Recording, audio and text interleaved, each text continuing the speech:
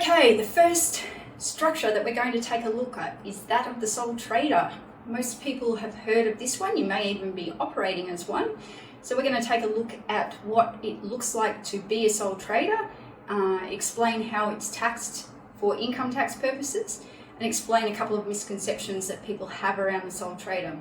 So I think probably the important thing I need to say from the outset is everything that you can do in business can be done as in a sole trader capacities. The limitations come in some of the other issues that arise, which we're going to go over right now. So a sole trader can only be one person. So we have one person that is in business. That person usually already has a tax file number,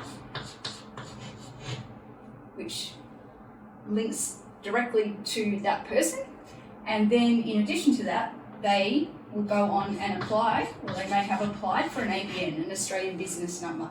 That's the number that we need, in case you don't know, to be able to run a business in Australia and not have people that you sell to withhold a ridiculous amount of tax because you don't supply one.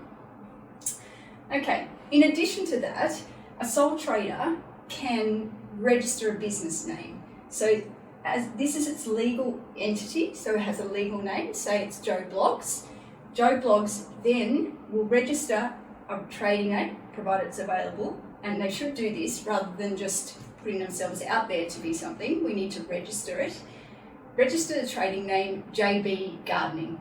So he now refers to himself as Joe Bloggs, trading as JB Gardening. He can use those names interchangeably, and it can be referenced back to the fact that his ABN has that trading name attached to it. Okay, now, one of the biggest issues with a sole trader structure, while it is fairly simple to set up and relatively cheap to set up, is that because this person is the business, any number of business risks lay solely with this person. It's what's called unlimited liability.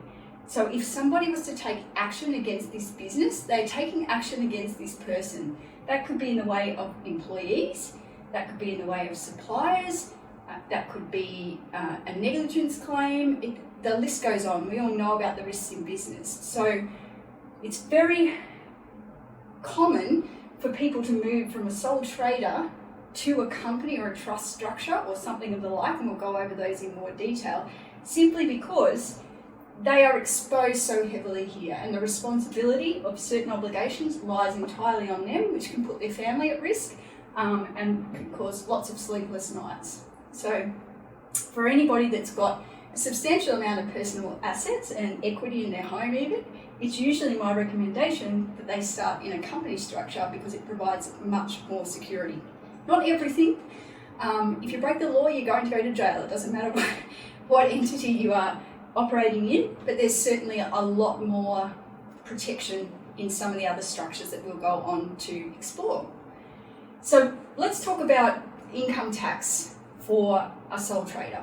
Now, for anybody that's been in Australia long enough, they'll understand that they have an obligation every year to lodge an income tax return. We refer to that as an ITR, income tax return or individual tax return. We use them interchangeably. So this is where you would have otherwise reported wage and salary income, dividend, interest, rental income. The list goes on. There's quite a few things that can be included as income, and that you would have done it even if you weren't in business, okay? So we have to do that, and we will pay tax, hopefully not more than you need to, on that income. Now, in addition to that, when we're in business as a sole trader, we have an obligation to fill out an additional part of that same tax return that's called the business schedule. Now, that is where we tell the tax office how much income that the business had and what the various expenses relating to that business were to arrive at a business profit, okay? Now, what that means is that this sole trader will pay tax on their overall income. So anything that was reported here, in addition to anything that is a profit here. There is some opportunity for losses to get offset against other income, but there's several rules that need to be passed for that. We might go into that in later detail. So what that means is that if we've got a 50K salary here and a 10K profit in the business, this person will pay tax on 60K. You would hope if this income here is wages and salaries that the employer has withheld enough tax to cover that 50. So then what you'd be looking at is paying tax on the 10 grand over and above at the marginal tax rate. We're going to go into marginal tax rate so you can get a real understanding of what that might look like, because businesses, particularly in startup phase, often have a combination of these two things until they really get going. Okay? So that's how that works. So the other somewhat misconception that I've heard, there's two misconceptions that I want to bring to mind. One of them is the fact that some people refer to being in business as having a company. Now, I think this has come about from the US. I'm not entirely sure, but it's come up enough times for me to bring it up, where you'll say, what do you trade as? What kind of structure are you using? And I'll say, I've got a company. And to me, and probably most of the accounting profession, that means that you've got a proprietary limited company, which is a separate structure to this. In actual fact, what they're trying to say is that they have a business. So we refer to the term as business, and that can be run in a variety of different structures, okay? So that's one of the first misconceptions I just want to elaborate on. The second one is around bank accounts, essentially. So I always recommend, and it's not always done, that anyone in business has a separate business account for their business ins and outs. It makes it a hell of a lot cleaner when it comes to trying to work out what your business profit is, and it just reduces fees across the board. We're not dealing with personal transactions, okay?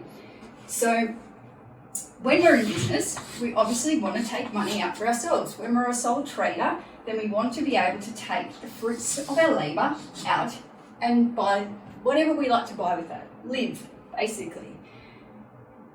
There's a misconception that if there's a separate business account and that the sole trader takes money out for their own personal use, that they're going to pay tax on that. The reality is that they're going to pay tax on it whether they take it out of that business account or not. It's a relatively simple equation to work out what you'll pay tax on, as I've just explained. It's your sales, less your expenses.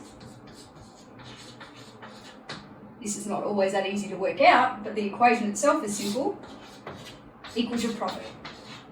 And that's the bit that's reported in the business schedule, and that's what you'll pay tax on. So the people that are keeping the money within their business account as a sole trader are doing themselves no favours. They may well be saving well for tax, but they're not going to be paying tax on it because it comes out regardless.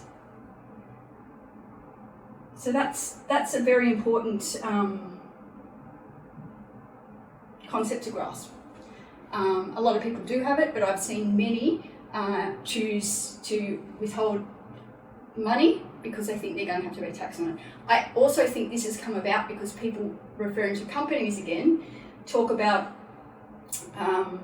taking money from a company. If you're operating in a proprietary limited company and you take that company's money, because that company is distinctly separate to you as an individual, you take that money out without paying tax on it, we do have a variety of issues that come with that. So I think that maybe this misconception has come from that understanding.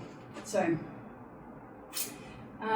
the other thing I just wanted to point out is that a sole trader, while they can engage staff, they cannot employ themselves. So I see some sole traders trying to put through wages through a payroll solution. That's not what's done. As you can see, the sole trader is the business already. You can't pay wages to yourself. You can take the business profits out, but they don't even have to be profits. You can take any money the business has got in its business account out and use it. It's called drawings, and it's distinctly separate to wages.